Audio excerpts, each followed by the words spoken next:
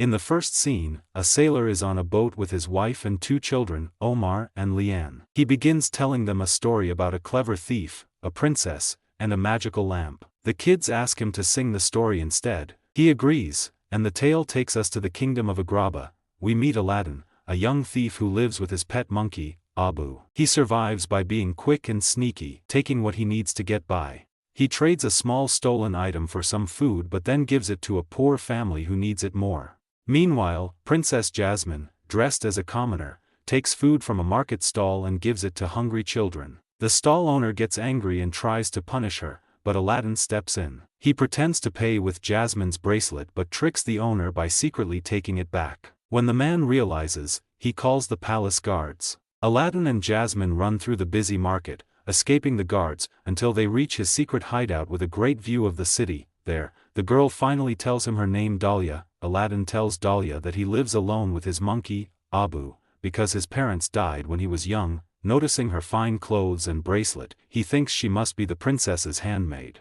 Aladdin admits he wishes for a better life, while Dahlia, actually Princess Jasmine in disguise, also dreams of freedom. She says she must leave right away. As she walks off, she demands her bracelet back. Aladdin pretends to search for it, but she knows he's tricking her. Frustrated, she calls him a thief and leaves. Meanwhile, Jafar, the Sultan's cunning advisor, secretly plots to take the throne. To do so, he needs a magical lamp hidden in a mysterious cave. Only someone with a pure heart, a kind, humble person who helps others, can enter. Since Jafar is greedy and cruel, he must find someone else to retrieve it for him. Back at the palace, Jasmine meets Prince Anders of Scandia, a suitor her father, the Sultan, hopes she will marry. But Jasmine scares him off with her pet tiger, Raja. Jafar then tries to convince the Sultan to send their army to invade Agrabah, the kingdom where Jasmine's mother was from. The Sultan angrily refuses. Jafar tries using his magical staff to hypnotize him, but it fails when Jasmine interrupts. The Sultan warns Jafar to stay in his place.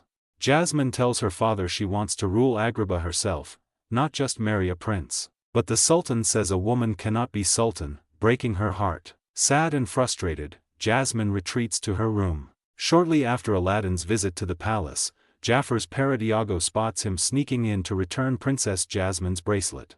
Jafar watches carefully as Aladdin cleverly slips past the guards, still convinced that Jasmine is just a handmaiden and that her companion Dahlia is the real princess. When Jasmine tries to send Aladdin away, he promises to return the following night.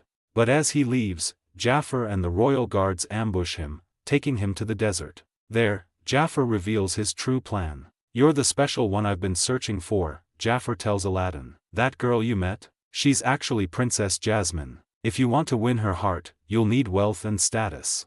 Jafar then makes his offer: retrieve a magical lamp from the Cave of Wonders, and he'll reward Aladdin handsomely. That evening, Jafar leads Aladdin and Abu to the mysterious cave. "Take only the lamp," Jafar warns. "Touch anything else, and the cave's magic will destroy you." Inside, Aladdin resists the temptation of countless jewels and gold. He discovers a magical carpet pinned under a heavy rock and frees it. The grateful carpet helps him navigate the treacherous cave until he spots the lamp perched high on a rocky ledge. Just as Aladdin grabs the lamp, disaster strikes. Abu accidentally touches a jewel. The cave comes alive with angry magic, the ground turning to lava as the walls begin collapsing. The magic carpet swoops in, carrying Aladdin and Abu toward the entrance. At the cave's mouth, Jafar waits. "Give me the lamp first," he demands. When Aladdin hands it over, Jafar immediately tries to kill them, sending them tumbling back into the collapsing cave. As Jafar triumphantly searches for his prize, he finds nothing and flies into a rage. Meanwhile, trapped inside the crumbling cave, Abu reveals he saved the lamp. Curious about the lamp's importance, Aladdin rubs it, unleashing a towering blue genie who booms, 10,000 years in a lamp will give you such a crick in the neck. The genie explains the rules: say, "I wish, and your command shall be my will." Aladdin's first instinct is survival. "I wish to get out of this cave." In a whirl of magic, they're suddenly safe in the desert. Touched by the genie's longing for freedom, Aladdin promises, "I'll use my last wish to make you human." "Hold on, kiddo," the genie interrupts. "That escape was your first wish." After some playful arguing, they agree it doesn't count since Aladdin hadn't understood the rules yet. For his official first wish, Aladdin declares, "I wish to be a prince so I can properly court Jasmine." The genie works his magic spectacularly, transforming Abu into a regal elephant, conjuring a golden procession, and creating the magnificent identity of Prince Ali Ababwa. The extravagant caravan arrives at Agrabah's gates, dazzling the Sultan.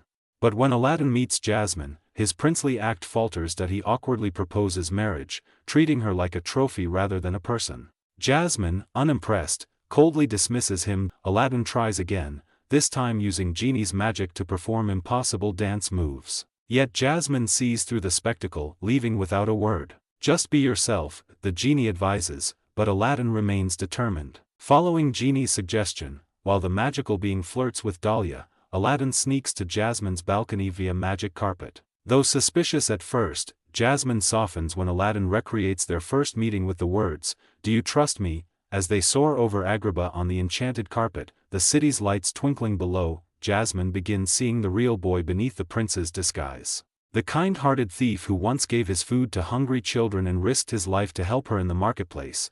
As they floated back to the palace on the magic carpet, Jasmine studied Aladdin's face. "Have we met before?" she asked, her eyes narrowing slightly. Seized by panic, Aladdin spun another lie, "Yes, but I was disguised as a commoner to understand my people's struggles." Jasmine smiled, accepting his story as they shared a perfect evening under the stars. At dawn, Aladdin rushed to see Jasmine again, only to walk straight into Jafar's trap. The sinister vizier had uncovered his secret. To prove his theory, he had guards throw Aladdin from the palace tower into the churning sea below. Abu and the magic carpet sprang into action. As Aladdin sank into the depths, the carpet dove after him while Abu desperately threw the lamp toward his falling friend. Unconscious, Aladdin's limp hand brushed the lamp, releasing Genie in a burst of magic. Without hesitation, Genie used Aladdin's second wish to save him, roaring, "I wish my friend was safe on shore." Revived but shaken, Aladdin raced to the throne room with Jasmine. "Your Majesty," he declared, "Jafar has betrayed you." As Jafar tried to hypnotize the Sultan with his staff, Aladdin snatched it and shattered the serpent-headed cane, breaking its spell. The horrified Sultan ordered Jafar imprisoned, but that night, Iago stole the keys and freed his master. With Jafar defeated, for now, the overjoyed Sultan announced Aladdin and Jasmine's wedding. But privately, Aladdin confessed to Genie, "I can't keep being Prince Ali without you. Maybe I should use my last wish to stay a prince forever." Genie's face fell. "So that's it? After everything, you'd rather live a lie than be yourself?" His voice cracked with disappointment. "Jasmine deserves the real you." Heart heavy, Genie vanished into his lamp, leaving Aladdin alone with his guilt. As Aladdin wandered the shadowy streets of Agrabah, a hooded figure, Jafar in disguise, bumped into him. Before Aladdin could react, the lamp was gone. Returning home empty-handed, Genie's words echoed in his mind. With sudden clarity, Aladdin realized, he needed to confess the truth. In the palace throne room, Jafar revealed himself as the lamp's new master. With a wicked grin, he made his first wish, "I wish to be Sultan." Magic swirled as royal robes materialized on Jafar, and to everyone's horror, even Captain Hakim, the Sultan's most loyal guard, bowed before the usurper. Jasmine stepped forward, her voice steady, "Don't serve a man who only serves himself." The captain's eyes cleared, and he drew his sword against Jafar. Enraged, Jafar shouted his second wish, "I wish to be the world's most powerful sorcerer." Genie reluctantly transformed him, and with a wave of his new staff, Jafar imprisoned the guards. Aladdin burst in, attempting to snatch the lamp, but Jafar blasted him away. "Behold your Prince Ali." Jafar mocked, revealing Aladdin as a common thief. With a flash, Aladdin vanished. Aladdin awoke in a frozen wasteland, his breath steaming in the icy air. Nearby, Abu whimpered from a deep crevasse. Risking his life, Aladdin rescued his friend just as the magic carpet, sent by Genie, swooped down to save them. At dawn, a heartbroken Jasmine stood beside Jafar for their forced wedding. All heads turned as Aladdin soared in on the carpet.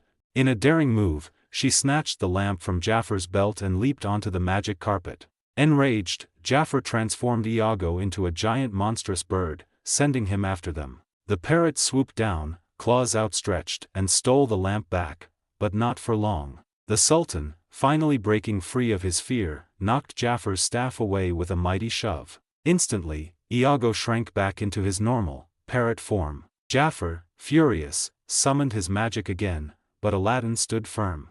No matter how powerful you become, you'll never be stronger than a genie, he taunted. Greed blinding him, Jafar made his fatal mistake. Then I wish to become the most powerful genie of all. Genie, bound by magic, had to obey. With a snap of his fingers, Jafar transformed into a towering, red-skinned genie, but his triumph was short-lived. Aladdin smirked. Now you're bound to your lamp. Forever. And you can only come out when someone summons you. Jafar's scream of rage was cut short as he was sucked into the lamp in a whirlwind of smoke. Genie, grinning, hurled the lamp with all his might, sending it flying back to the depths of the Cave of Wonders. The Sultan, finally seeing Jasmine's strength, declared, "You are ready to rule Agrabah. And you are free to marry whomever you choose." Jasmine didn't hesitate. She sprinted through the streets, catching Aladdin just as he was about to leave. "You don't have to be a prince," she told him. "I love you for who you are." Meanwhile, Genie, now free thanks to Aladdin's selfless final wish, cheered as he embraced Dahlia, revealing she had been his true love all along. And so, Aladdin and Jasmine married, ruling Agrabah with wisdom and kindness. Abu and the magic carpet stayed by their side, while Genie and Dahlia embarked on adventures across the seas, finally free to live their own happy ending. If you enjoyed this recap, smash that like button, subscribe to Recap Revolution, and turn on notifications so you never miss an update, and also drop your comments below. See you in the next one.